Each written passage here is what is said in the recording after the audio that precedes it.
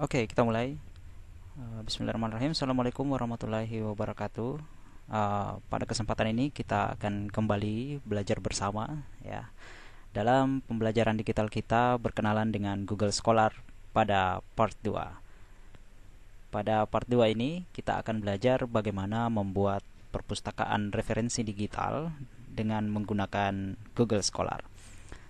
Sebelum kita lanjut, pastikan Anda subscribe dan like serta aktifkan lonceng bagi Anda yang baru bergabung dalam channel ini. Video-video pembelajaran di channel ini Anda juga bisa bagikan kepada rekan-rekan Anda yang membutuhkan. Oke, baik, kita langsung saja pada pembelajaran kita. Pada pembelajaran sebelumnya kita telah belajar bersama bagaimana mencari referensi terkini dan terkait dengan menggunakan Google Scholar. Nah, pada kesempatan ini pembelajaran pada bagian kedua ini adalah bagaimana kita memiliki perpustakaan digital dengan bermodalkan akun Google. Tentunya fasilitas ini bisa kita dapatkan dengan menggunakan fitur layanan dari Google, yaitu Google Cendekia atau Google Scholar. Untuk mengakses Google Scholar, saya kira di pembelajaran kita sebelumnya telah kita belajar.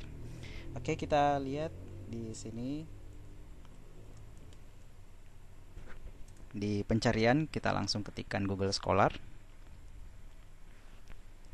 ya, atau dalam bahasa Indonesia Google Cendekia.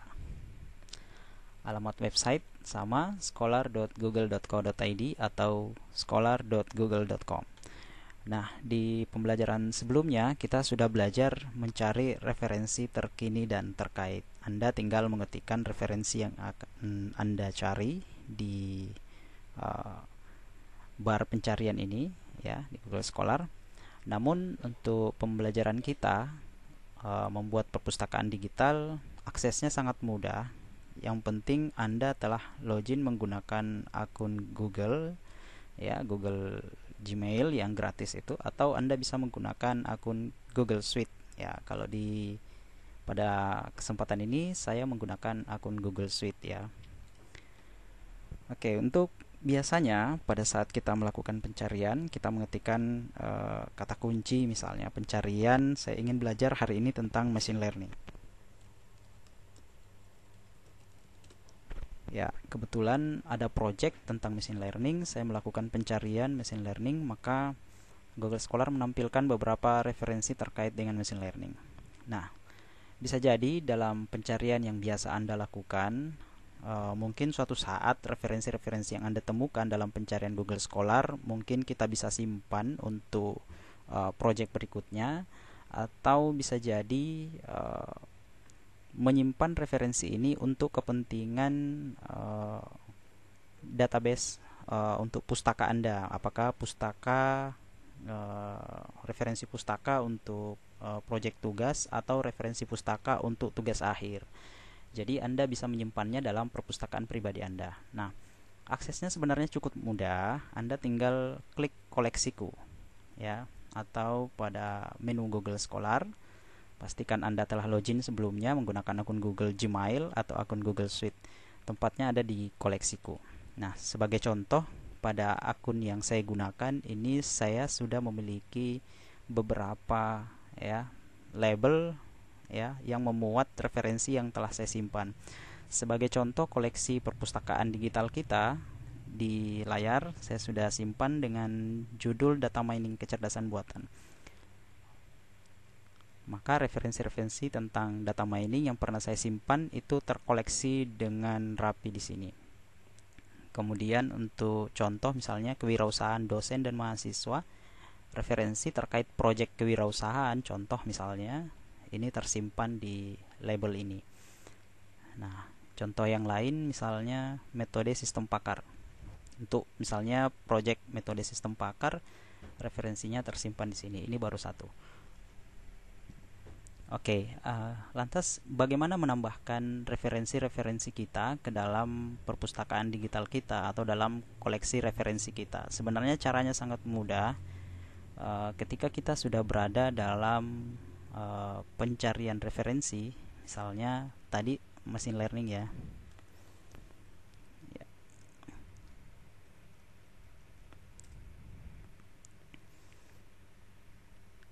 Oke, misalnya ini ada buku ya, perkenalan tentang machine learning. Buku ini bisa kita akses ditandai dengan icon PDF yang bisa kita download ya. Dan referensi ini bisa kita kutip dalam daftar pustaka kita sekiranya buku ini memang terkait ya. Untuk mengakses ya referensi ini untuk dituliskan dalam daftar pustaka, tinggal mengetik icon kutip dan Anda bisa mengaksesnya dalam bentuk apa style yang umum digunakan dalam penulisan daftar pustaka. Namun untuk model-model lain tentunya Anda harus menyesuaikan dengan beberapa referensi. Nanti kita akan bahas di pembelajaran selanjutnya. Oke, untuk menyimpan referensi ini dalam perpustakaan digital kita, caranya sangat mudah. Anda tinggal klik icon simpan atau bentuk star yang ada di bawah tiap judul. Setiap referensi pasti ada icon ini ya. Kita tinggal klik, maka dia sudah tersimpan dalam koleksi kita. Ya. Kita tinggal mengecek ya, apakah lewat panel di menu kiri atas atau tinggal klik di sebelah kanan koleksiku ya. Maka referensi yang kita telah tandai simpan tadi maka sudah tersimpan, hanya tidak berada dalam label. Ibaratnya dalam perpustakaan tidak berada dalam rak-rak buku seperti itu atau rak-rak referensi. Nah, untuk memudahkan kita dalam memfilter dan menggabungkan beberapa referensi yang kita telah simpan dalam perpustakaan digital kita, kita tinggal klik referensi tersebut yang belum tercakup dalam beberapa label ya yang telah kita buat. Kemudian kita klik label ya, kemudian kita bisa masukkan dalam buat baru. Misalnya kita tandai ya.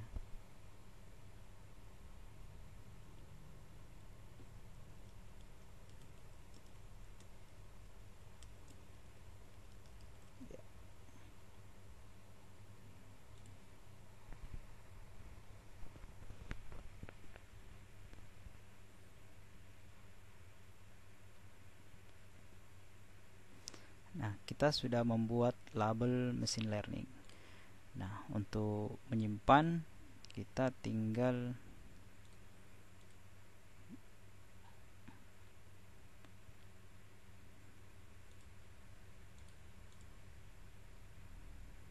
masukkan ke dalam machine learning, menerapkan. Oke. Maka referensi ini sudah masuk dalam label machine learning. Oke. Dan di panel kiri ya, di koleksiku itu sudah ada terbentuk ya machine learning. Dan urutan berdasarkan nama label ini berdasarkan abjad ya. Nah, sekarang ini referensi tentang machine learning ya, ini sudah ada semua ya. Oke, untuk manajemen label ya, kita tinggal klik kelola label. Anda bisa menghapus label tertentu ya atau mengedit namanya. Ini kebetulan tadi sudah ada machine learning ya. Kita bisa edit, misalnya ini kita mau edit data mining, kita buat secara umum data mining, kita simpan ya, maka nama label itu sudah berubah. Untuk mengakses contoh kita lihat ya, di sini baru satu. Nah, kalau misalnya kita masih meneruskan pencarian kita ya di Google Scholar misalnya, suatu saat kita lagi mengerjakan project data mining misalnya. Hari ini saya akan mencari metode-metode tentang data mining yang saya simpan dalam perpustakaan digital saya.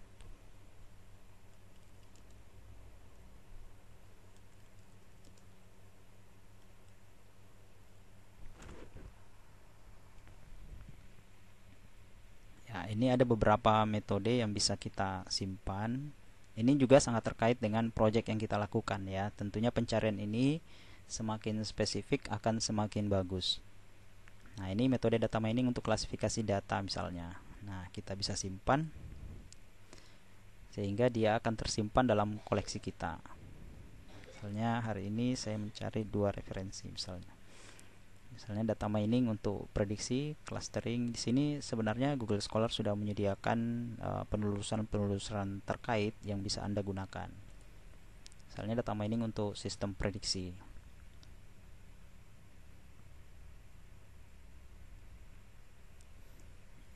Oke, saya simpan. Oke, kemudian kita akses koleksi perpustakaan digital kita yang telah disimpan ya. Tadi ada 3 referensi dan ketiga-tiganya ini saya akan simpan dalam label data mining. Label data mining, kemudian terapkan.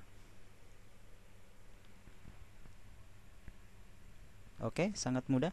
Anda tinggal mempraktekkan apa yang telah diajarkan, telah kita sharing dalam pembelajaran digital ini. Sekali lagi, untuk menggunakan fasilitas ini Anda hanya cukup memiliki akun Google ya, apakah Gmail atau Google Suite.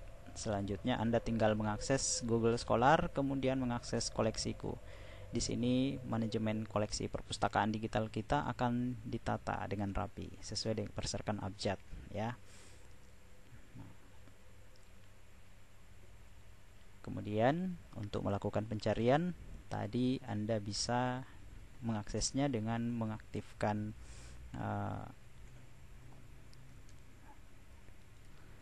icon save atau simpan, atau dalam bentuk star seperti ini.